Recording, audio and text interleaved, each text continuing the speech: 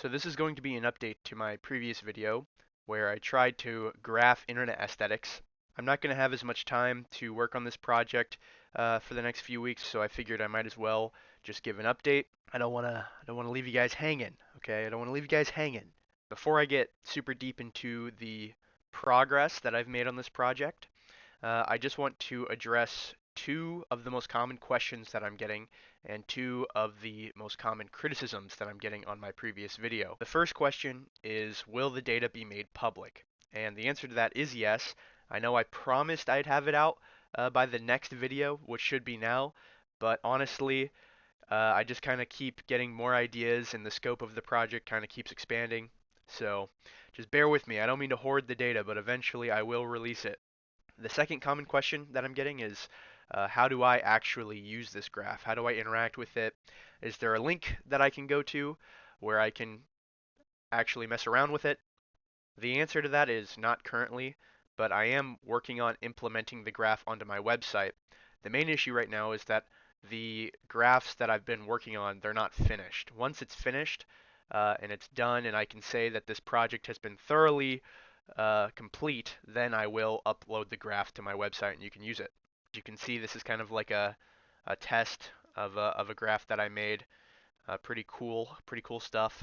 As for the two common criticisms I'm getting, one was on the sort of 4chan Tumblr dichotomy that I posited in my previous video. It has come to my attention that a lot of the aesthetics that I kind of categorized as 4chan-esque were actually uh, big communities on Tumblr, particularly the vaporwave aesthetic. The reason why I kind of got that impression about vaporwave is for a few reasons. One is that there are a lot of nodes that do have subcultures that distinctly contrast the Tumblr subculture. For example, things like Doomer, Incelcore, political wave aesthetics, things like that. But I think the main reason why I got that impression about vaporwave is that when I was like kind of like an edgy teenager growing up, I remember that there was a bunch of right adjacent YouTubers that kind of appropriated the vaporwave aesthetic. A lot of commentary YouTubers, people like Leafy is here, and so that was actually sort of my exposure to the aesthetic. But as I've been made aware and thinking about it more, um, it seems as though Tumblr is really like kind of the main place for internet aesthetics as a whole. It seems that Tumblr is really sort of the main platform where internet aesthetics are communicated on. I did still use Tumblr a lot during this time, but I was mostly consuming like kind of like DeviantArt critique, like art commentary sort of subculture that existed on the internet at the time. I mostly just used Tumblr to consume Eddsworld fan art.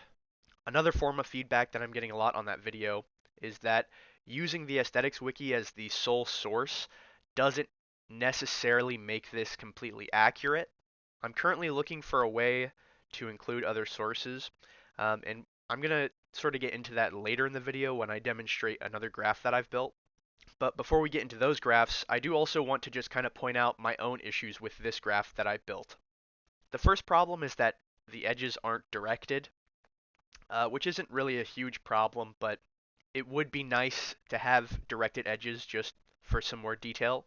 The other issue that I have, which might be a little bit more abstract, is the fact that the term internet aesthetic is kind of ambiguous.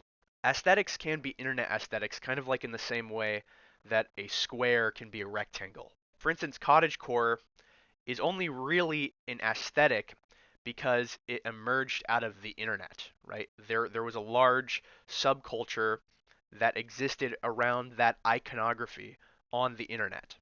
But there's nothing about the aesthetic sort of inherently, at least in terms of its visual features, that really focuses itself around the internet.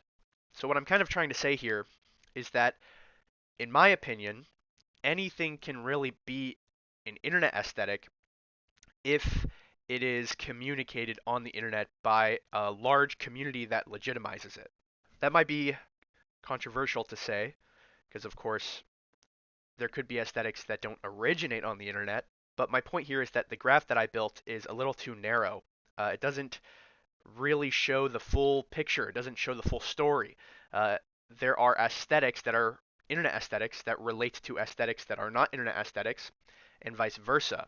So that also affects the uh, quantity of neighbors that certain nodes will have, which obviously affects uh, the data. It affects the degrees of different nodes, which is why I made this graph. What you're looking at is a graph of all the aesthetics on the aesthetics wiki. And all of the edges are directional. So we know what points to what. Because we have sort of the full picture of at least the wiki, we can look at different nodes and see how they are related to other nodes in their full context. So for instance, I can look here in the data laboratory of Gephi, and I can order the list of nodes by their degree. And when we do this, we see that we have a lot of different aesthetics that are very related to the entire graph.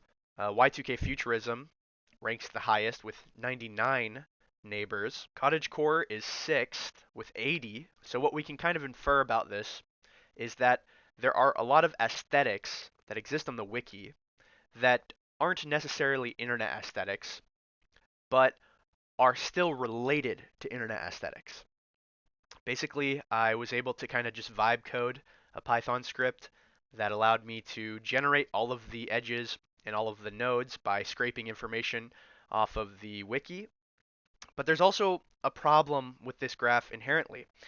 We can't really extract any information from this empirically. The reason for this is because the process of determining whether or not an aesthetic is related on the wiki is not it's not concrete. It's sort of left to communal consensus. I think the community on the internet that is interested in aesthetics is incredibly passionate and very well informed. And whenever I click on one of those links, all of the aesthetics, they do really appear to be related.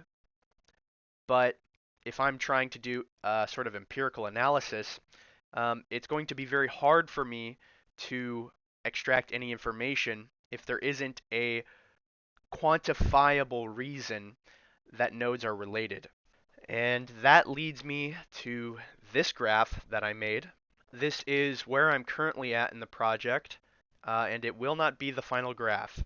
What I'm essentially trying to do is create a reproducible method. The edges in this graph are based off of semantic similarity. So essentially, I scraped all of the articles off the wiki, put them into a text file with the name of their respective aesthetic, and then using various NLP packages in Python, I essentially compared all of the text files to each other. Essentially, all of the words were embedded into vector space, and they were compared using cosine similarity. Cosine similarity outputs a value in between 1 and 0, which is the weight of the edges between nodes. Now, obviously, this creates a problem. There's over 1,000 nodes, and if you're comparing them all to each other, then that outputs over 1,000,000 edges.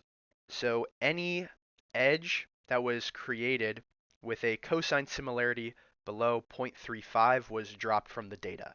And what was left was 12,000 edges. From there, I could then run the modularity statistic in Gephi, and it produced 8 different communities.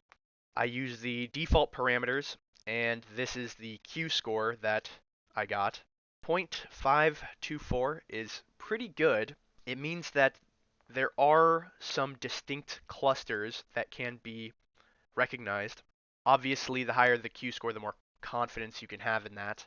From there, I then grouped all of the text files into their respective community, and I extracted the keywords from those articles using keybert. I then lemmatized the keywords and counted the frequency of those keywords across all of the articles with their respective class, and also combined their keybert score so we can kind of get a sense of how semantically relevant that particular word is to the overarching class.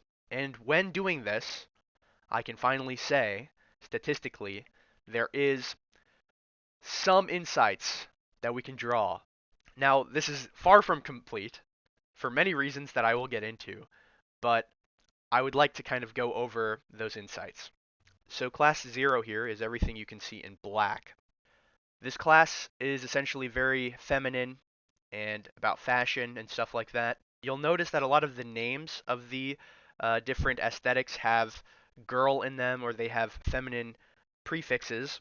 I think an interesting one is femboy, even though the content is still about men, the overarching sort of subject of the aesthetic is femininity. I think obviously tomboy here, that kind of contradicts that a little bit. So to just kind of show some of the keywords here, fashion scored the highest, girl scored very high, feminine scored very high, a lot of things about clothing, things like makeup, woman scores high, Tumblr scores high, dress, I believe there's even more, yeah, femininity. Obviously, I probably need to focus on lemmatizing these a little bit better. Class 1, which you can see in orange here, sort of refers to a lot of different visual styles about the future, uh, along with technology. You'll notice a lot of them have futurism in the name, or they'll have prefixes like cyber.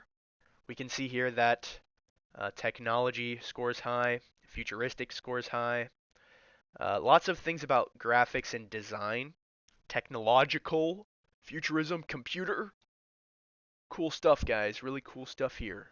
Class 2 is everything in purple. This one seems to be very much more about the internet, but it is a little bit more ambiguous to me, honestly. I think this one encompasses a lot broader categories. Yeah, a lot of these seem to be more about surreality and sort of more nostalgic, kind of referring to a lot of different, say, like mental illness, I guess, like dissociation, derealization.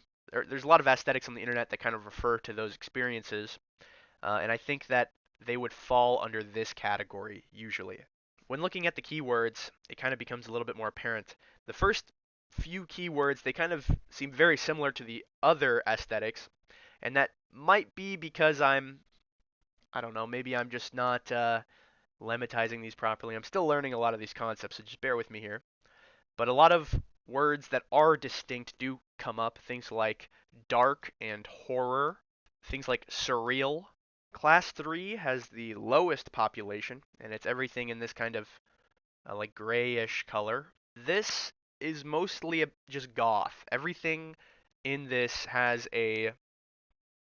is related to goth, basically.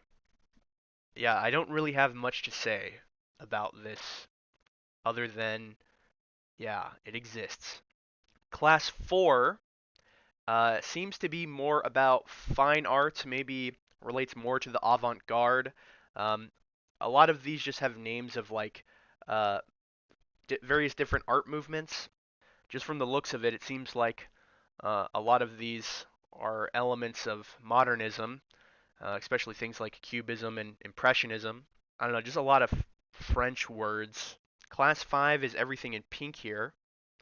I did not manually make this pink, but this does seem to have a return to the femininity aspect of internet aesthetics, except all of these are very distinctly Eastern. There are a lot of aesthetics here that are about uh, South Korean cultures like K-pop. Obviously, most of it is going to be dominated by things like anime and Japanese media. But I mean, we even have things like Thai modern. I'd say kawaii is a word that dominates the corpus quite a bit. Soft girl appears to be the intersection between fujoshis and e-girls. You know, fashion and style are still words that dominate, but the third most highest ranked word is Japanese. Kawaii is pretty close up there. Class 6 are aesthetics that seem to relate very strongly to music. You'll notice a lot of these have rap in the name, metal. They're basically just names of different music genres. Just looking at the keywords, we can see a lot of references to music, rock, the word musical, rap, dance, rhythm, and then the final class, class 7, everything in blue. This one is probably the most ambiguous to me. I think a lot of these are it's just a lot of fashion. All of this is about just different forms of fashion. I'd say that this one is mainly about fashion. But I would also say that these are aesthetics that I'm probably the least familiar with. Yeah, honestly, I don't have much to say about this one yet. Okay, so now I would like to talk about moving forward some of my plans. So this is not going to be the final graph, and there's a few reasons for that. The first is that uh, I cannot say with confidence that there are, you know, 8 different communities or 8 different clusters of internet aesthetics. Because obviously it's a bit more complicated than that, and I've only run this is only using one modularity test. Obviously, I need to optimize to try to get a higher Q score, which would improve my confidence. I have done a few different tests to try to get a high Q score for my modularity. It seems that a resolution with 1.125 yields the highest modularity score, but it's really not that much higher than what I'm getting now.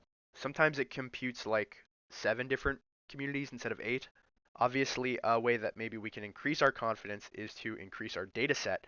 So what I'm currently trying to figure out is how do we scrape the internet to get more information, improve the corpus of every individual node in this entire graph, and then recompute the weights of all the edges, and then rerun modularity to find whether or not these communities can become more distinct from one another, or if it actually gets more ambiguous.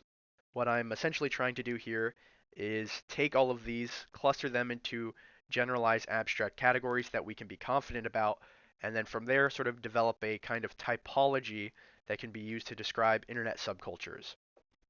As you can see, the scope of this project has gotten a lot bigger since my last video. Although I'm having a lot of fun with this, I it's going to take a lot of time. If I'm going to do it, I'm going to do it thoroughly, and I'm going to do it right. So just be patient. More formal videos are probably coming. I'm thinking of maybe making a whole series because I don't actually really do data analysis frequently. I usually like to look at cultures kind of like from a more, I don't know, literary perspective or something like that. I don't know. The whole point was to eventually get to a point that I could um, create a novel perspective on internet subcultures and sort of create maybe like an internet series about it. Yeah, there's a lot of work to be done before I can get there, but eventually that is kind of the goal.